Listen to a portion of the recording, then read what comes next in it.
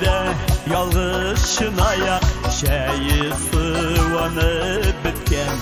yalğız şeyinin de temi yok eşinedin sinsiz yirken gözlerim şulay uzarmagil seni gine kütüp yalğızım üsteli yanında sıvıngan şeyler için